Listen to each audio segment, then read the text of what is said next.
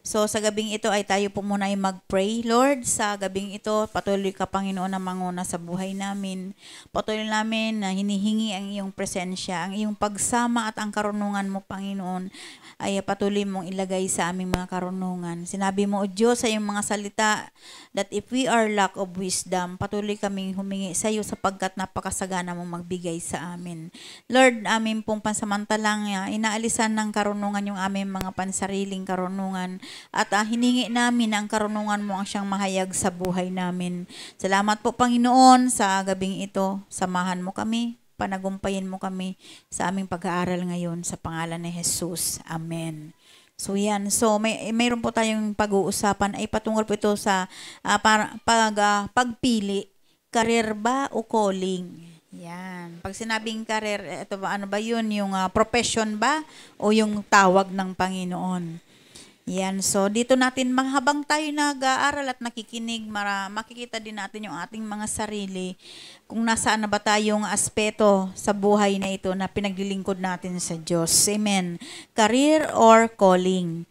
If you receive God's call, you will reach a crossroads where you have to make necessary life adjustment in obedience to the call.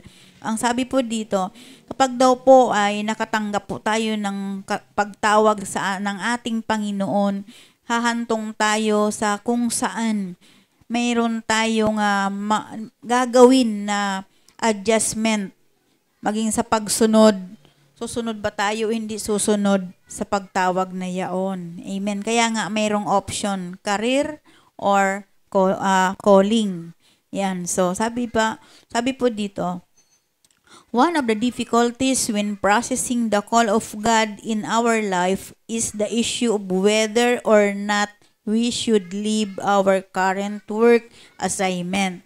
So sabi nga, isa daw po na pinakamahirap na process sa pagkatawag sa Panginoon, ng Panginoon sa ating mga buhay ay yung issue na susunod ba tayo o iiwanan ba natin yung ating kasalukuyang trabaho o mga gawain. Amen. So, ibig sabihin, isa ito sa mahirap na proseso sa pagsunod natin sa Panginoon. Amen. Some find it extremely difficult to leave their jobs considering that they have to work and provide for their family. So, kalimitan daw po ay talagang sa iba po ay napakahirap po na iwanan yung kanilang trabaho dahil kinukonsidera ito na trabahong ito na sila lamang yung provider sa pamilya. Amen po. So, para sa akin po, it depends upon the faith of a believer. Kasi po, nung time po na si tatay ay talaga nga, nagpasya po kami na mag full time. As in, iniwan talaga niya yung kanyang trabaho. Iniwan niya yung kanyang pagmamaneho na sa jeepney. Jeepney driver yan si tatay. So, ano ba yung minamaneho niya? Bus. Tapos, nag-jeepney driver siya. Binyan, San Pedro, Alabang, ang kanyang biyahe noon. So, iniwan niya po yun. So, hanggang sa nag-ano pa kami ng tricycle kasi hoping siya na doon sa tricycle habang naghihintay ng pasahero ay makakapag-evangelize siya. Pero hindi rin po yun umubra. Kasi dumating din sa point na hindi rin po yun will ng Panginoon. It's because yung tricycle na yun na aming pong na kanyang ginamit ay mula sa marketing. So, kailangang hulugan. Siyempre, sa panahon noon, mahirap po i-goal yung pambayad sa monthly ng motor tricycle. So, hanggang sa sinurrender namin sa marketing at talagang nag-full time po kami sa Panginoon. So, dahil sa pagsunod sa tawag ng Diyos. Kaya doon po sa pagsunod namin ay marami po talaga kaming napagdaanan. Maraming pinagdaanan na sitwasyon na kung babalikan natin sa ngayon, napakapalad nyo po sapagkat hindi nyo po yun pinagdaanan, yung napagdaanan po namin noon. Yan, so nung panahon po na yun ay talagang yung mga anak namin ay maliliit pa. Nung nag-full time po kami ay siguro grade nag-umpisa pa lang na si Samuel, grade 2, grade 3. Tapos yun naman, yung amin naman na yung bunso naman namin ay as in talagang bago kong ipinanganak yun, yung kambal na yun, nung nag full time po kami. So mayroon pong kahirapan, pero dahil nga po sa sumunod po kami sa pagkatawag ng Panginoon sa aming mga buhay, ay yun po, nakapanagumpay. Biyaya po ng Panginoon ngayon. 13 years old na po yung bunso. At isang taon na lang ay mayroon na namang senior high. So, di ba po? So, parang yung iba, parang mahirap silang makapaniwala na ganun pala yung buhay namin. So, pero salamat sa Panginoon. Kasi nga, dahil nga sa bukang, kumbaga, bukas na aklat yung aming buhay. Hindi lamang po sa inyo po na mga kasama namin dito sa ministry, kahit nasa labas, sa ibang ministry, bukas ang aming istorya sa buhay namin. So, nakita nila doon kung paano gumalaw ang Diyos. Yan, kaya ano ba ang pipiliin natin? Career ba o yung calling ng Lord sa atin? Lagi sabi nga dito, others fear that they would be poor if they follow God. So marami daw, yung iba daw ay natatakot na maging mahirap sila kapag sumunod sila sa Diyos. Remember that this call is from God. Our first task is to know what His call in our life is.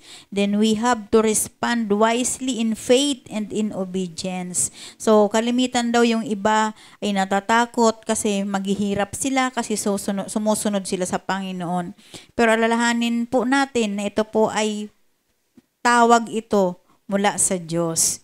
Kaya ang una nating gagawin ay alamin po natin kung ano yung pagkatawag sa atin ng Panginoon, kung ano ang gusto niya para sa buhay natin.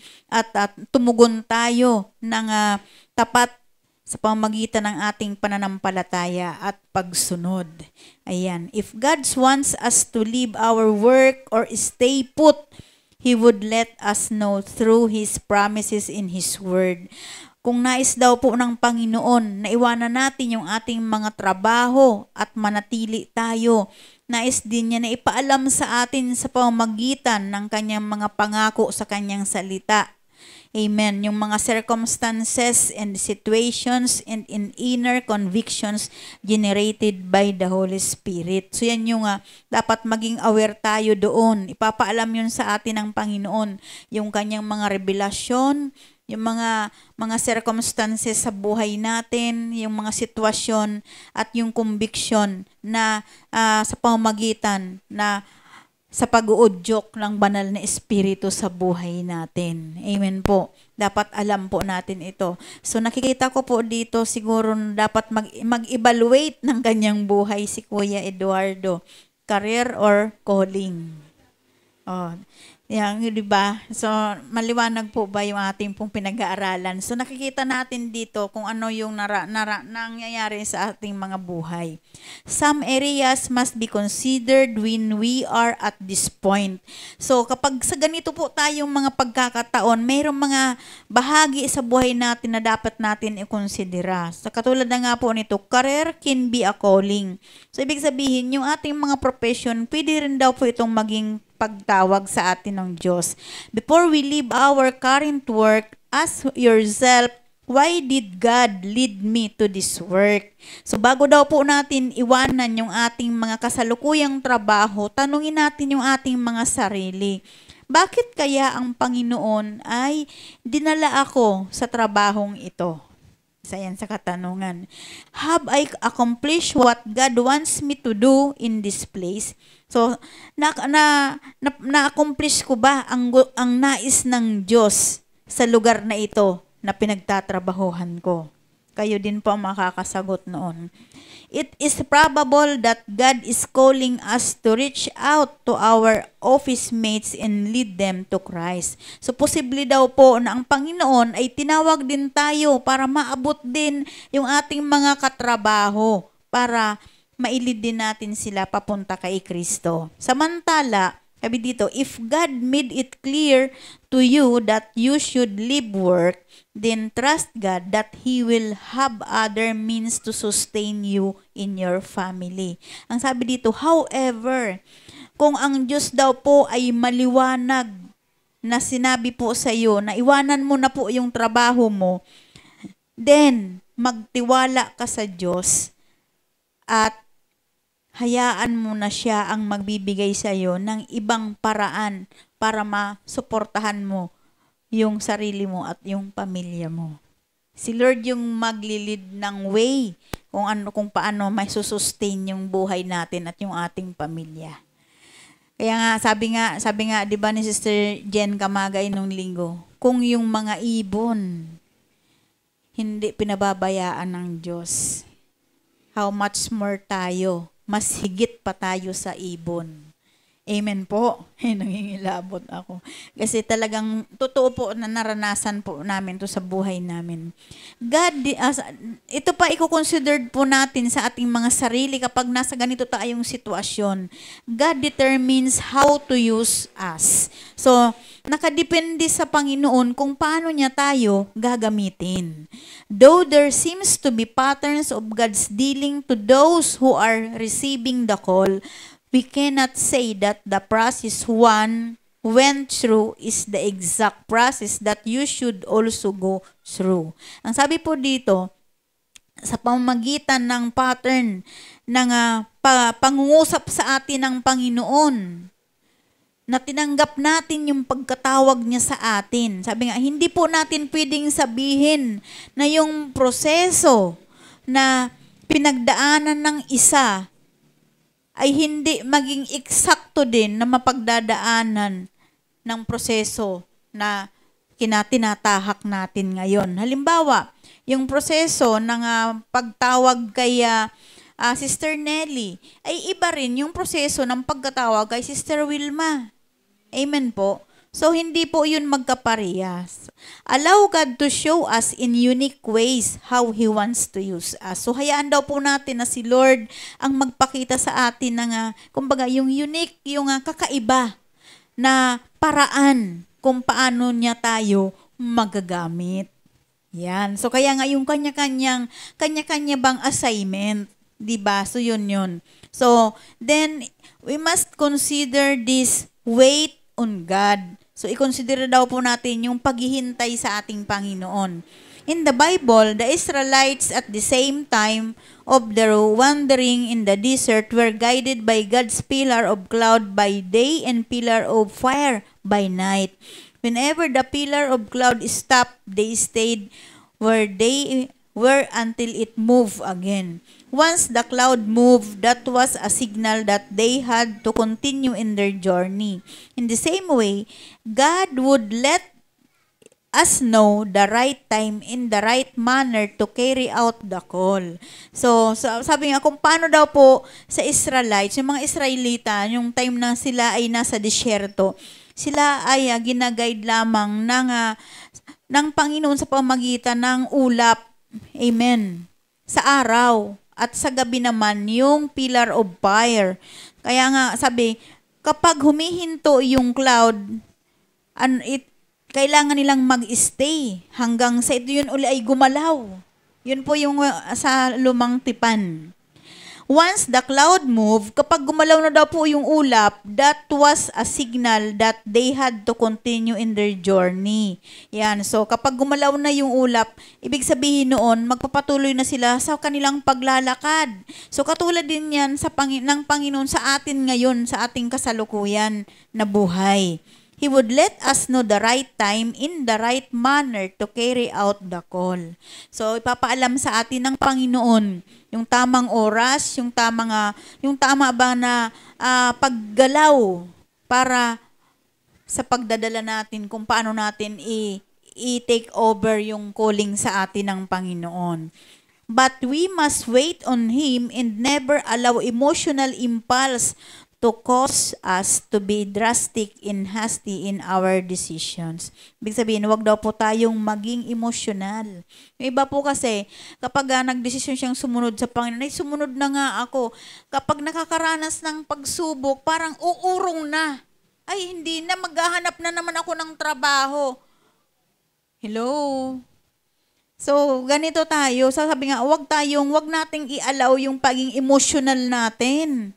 Yan, sa pagbidesisyon natin. So, kapag sinabi mo na, susunod ka sa Panginoon, yun yung lalakaran mo, yung tawag sa'yo ng Diyos, sumunod ka po talaga. Kasi, sabi nga, may mga paraan ang Diyos na sa pasimula mahirap, pero sa bandang huli, nandoon pala po yung pagtatagumpay. Amen. Yan. So, ikukonsidera din po natin yung ating pagsunod. Sabi nga, obedience to God is the key. So, ibig sabihin, ang susi daw po dito ay yung pagsunod natin sa Panginoon. Katulad nga po, sa sinabi po ng salita ng Diyos sa Hebreo chapter 11 verse 8, sabi po dyan, by faith, si Abraham, when called to go to a place he would later receive as his inheritance, obeyed and went, even though he did not know where he was going. So sa pamamagitan ng pananampalataya si Abraham, Hebrews 11:8. Hebreo chapter 11 verse 8.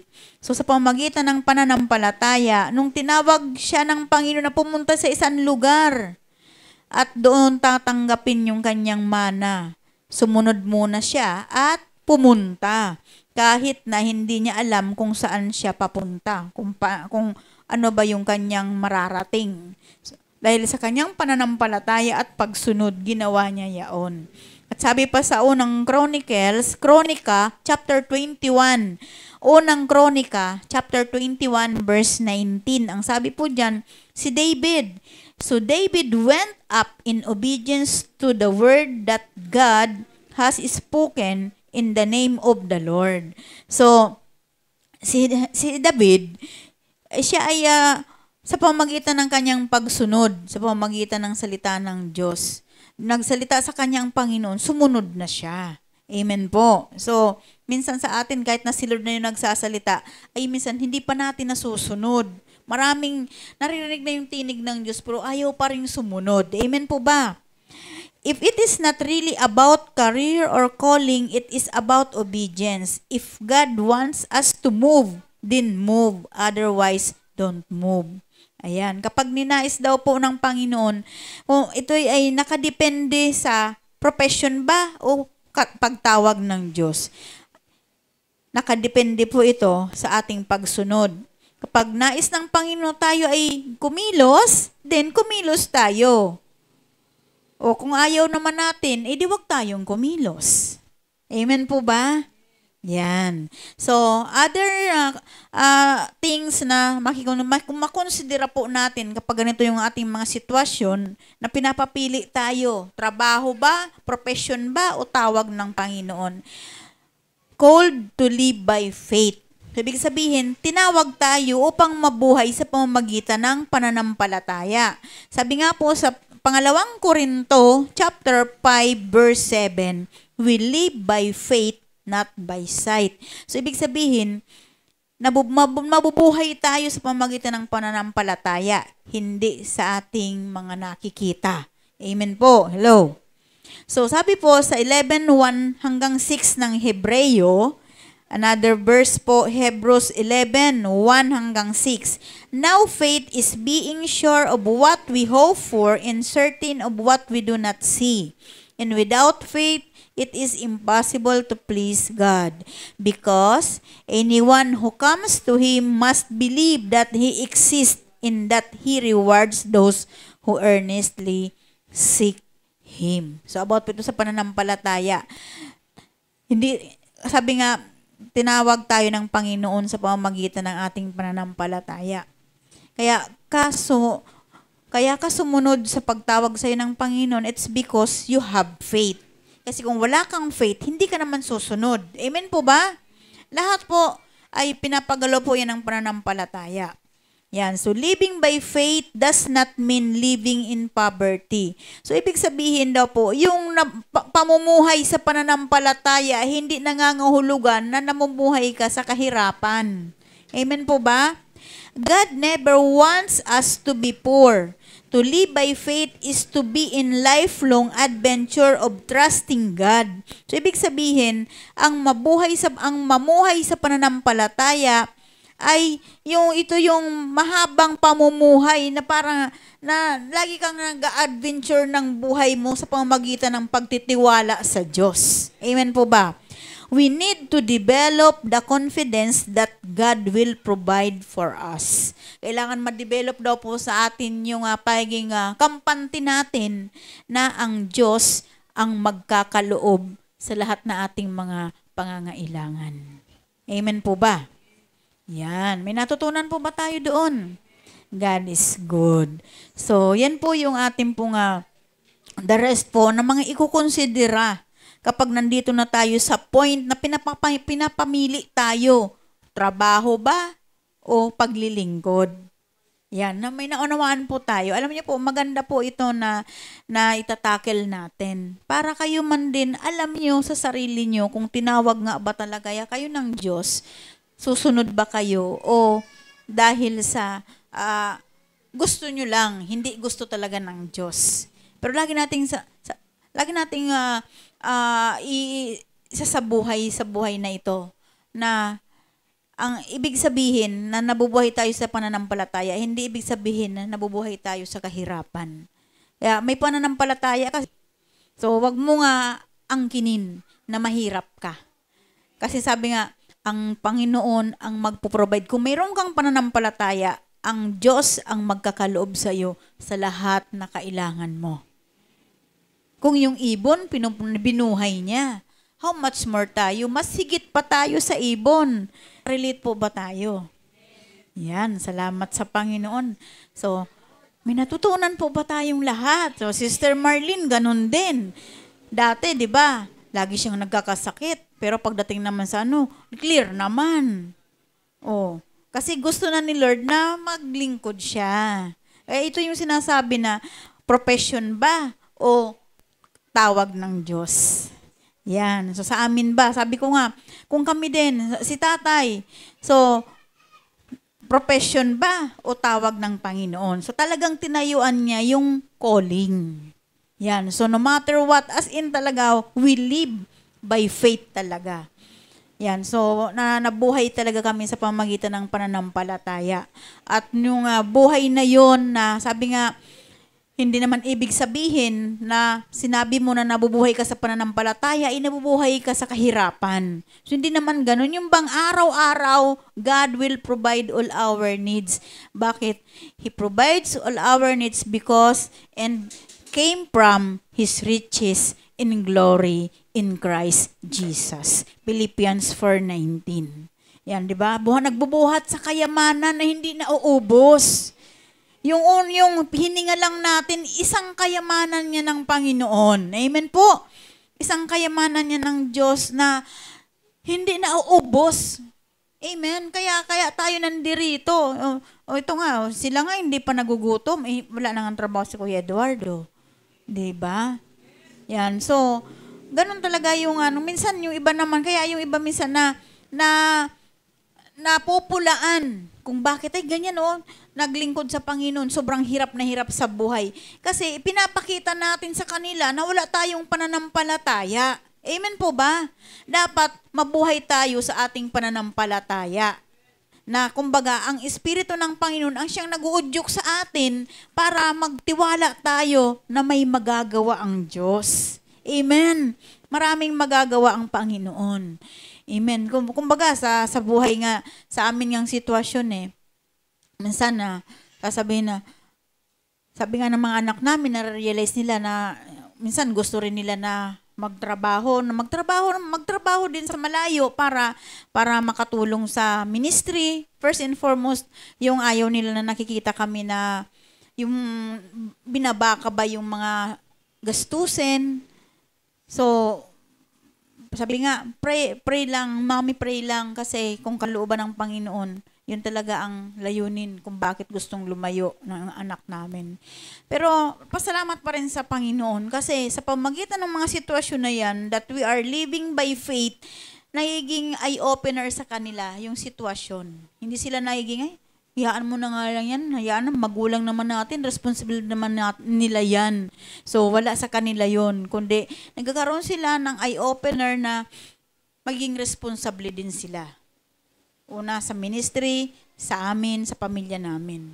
Kaya salamat sa Panginoon, nawa ay mayroon kayong natutunan ngayon. Yan, 'di ba? Maiksi lang kasi nga iba na naman yung topic natin sa susunod. Yan. So, salamat sa Panginoon.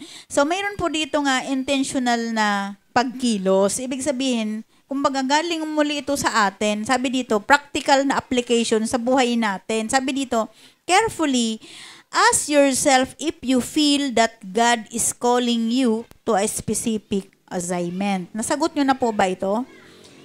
Nasagot nyo na, nandoon na. Kaya yung iba mahaba na. So, salamat sa Panginoon. Mga practical ito na pag-apply sa buhay na nangailangan din ng kapahayagan mula din sa inyong kaloob-looban. Yung nararamdaman nyo po, hindi yung nararamdaman ng iba, kundi ikayo mismo. So, salamat sa Panginoon. Kaya sa gabing ito ay tayo po ay mag-pray. Lord, we thank you so much for the wisdom that you have given to us, of God. Salamat po, Panginoon, na ipinapakita mo sa amin ang tunay na realidad sa aming mga paglilingkod, sa pagkatawag mo sa amin, Lord. Binibigyan mo ng kaliwanagan yung aming mga ginagawa sa iyong ubasan, Lord, na sa kabila ng mga sitwasyon na pinagdadaanan namin, we obey you by living by faith. Salamat po, Panginoon, sa gabing ito. Pinupuri ka namin, dinadakila ka namin, O Diyos. Salamat po, Panginoon, sa buhay ng bawat isa na rito ngayon. Patuloy mo kaming palakasin, patatagin, magamit mo kami para sa iyong kapurihan. Ipakita mo po sa amin, Panginoon, kung paano mo kami magamit sa pamagitan ng udyok ng iyong Espiritu sa buhay namin. Salamat po, Ama. In Jesus' name, we pray. Amen. Praise God.